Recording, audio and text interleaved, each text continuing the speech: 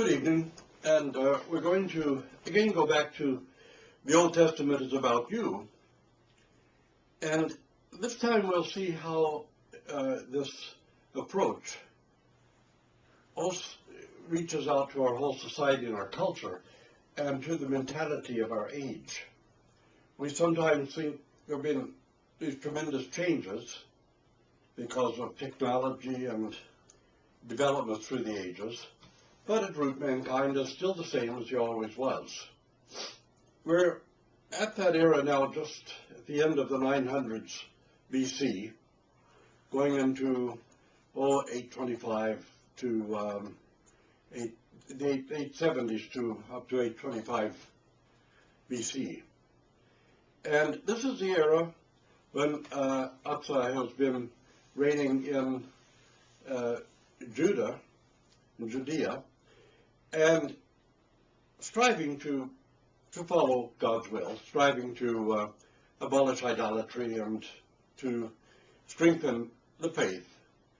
And the era when Jehoshaphat becomes king and gives several good years of reign, I think approximately 25 years Jehoshaphat and 45 years that Asa reigned. But most of the action in this era is taking place in Israel. This is the era of Ahab and Jezabel, and the era of the prophet Elia, or Elijah. And it's a very important era, very important time. The reign of Ahab, the reign of Jezebel, are among the most famous periods in the history of the northern kingdom, or Israel. There are wars with Syria and repeated wars with Syria. And Jezebel was Ahab's wife, reintroduced and tried to bring back the fertility cults, the cult of Baal. And the cults often involved human sacrifices, but these fertility cults also involved temple prostitution. Now, one of the great difficulties with temple prostitution was the fact that it was also an era of a lot of sexually transmitted diseases, as one might expect. A lot of men went to these temple prostitutes, and there were male and female temple prostitutes both. And of course, with so many men going there were bound to be a lot of transmission of sexually induced diseases. And the men would then obviously take these same illnesses back to their unsuspecting and helpless wives. So part of the impetus here in the struggle against Baal and the temple prostitution was the fact that it was quite evidently creating major health problems, major physical problems, and physically weakening a lot of the men, as well as weakening the structure of the culture and the society. In the fertility cults, sex itself became a cult practice. And instead of having self-control and self-discipline, people were ritualizing their lack of self-control and self-discipline. And by ritualizing it, giving it some kind of justification. And we have to take a look at what this kind of sexuality without any kind of controls and self-discipline, or ritualized as it was, human sexuality is enormously powerful. And it leads to a great deal of violence. In men especially, sexuality is tied to violence. It's tied to the testosterone levels in men. And violence against women is still commonplace in our day. Temple prostitution was, in a way, violence against women as well.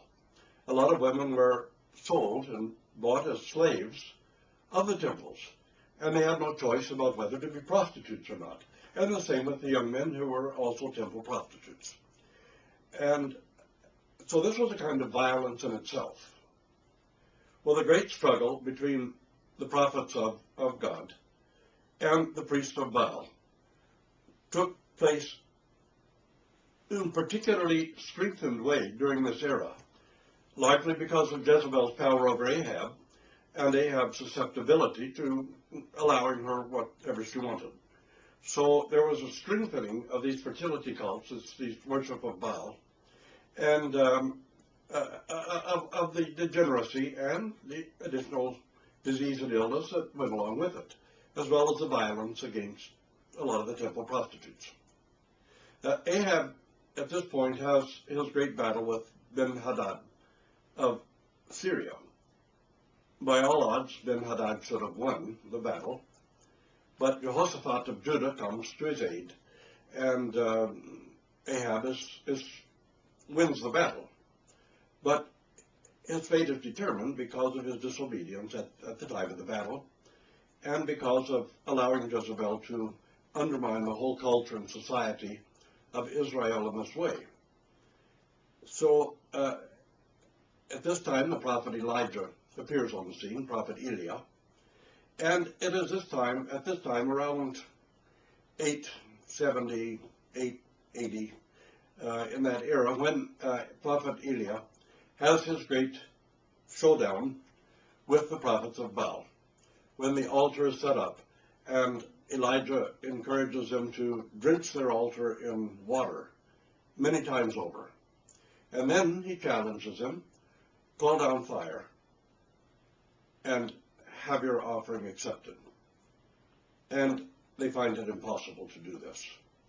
Elijah, on the other hand, no, it's Elijah's altar that was covered with gallons and gallons of water. And so the priests of Baal fail to call down fire on their dry kindled altars and have their offerings accepted. But Elia, with his altar drenched in water, prays to God, and God sends down fire from heaven and receives the offering. And in this way, the people are shocked, startled, and for the moment at least, they're going to follow Elijah, and destroy the priests of Baal and these the sort of sexual cult, the cult of the fertility goddesses and the fertility deities. And Elijah, of course, is, in the end, has to go into hiding because of Jezebel's wrath. And we know how God feeds prophet Elia with a raven. First the angel appears and sets a cruse of water and a fresh baked cake of bread at his head and wakes him up to eat. And he goes deeper into the wilderness in hiding to the cave of Sapsas, which is in the territory of Judah. And there he's fed by the raven. But what we see here then is this great tension. People knew the truth. They knew what God had revealed. They knew the history of their relationship with God. But it was so easy for them to collapse into the spirit of the world around them, because for the moment, at least for the men, there are a great deal of external physical pleasures to be derived. And it was something that was always luring them into the promise of something that the world had to offer that perhaps God did not have to offer. But this is precisely what's taking place in our own time.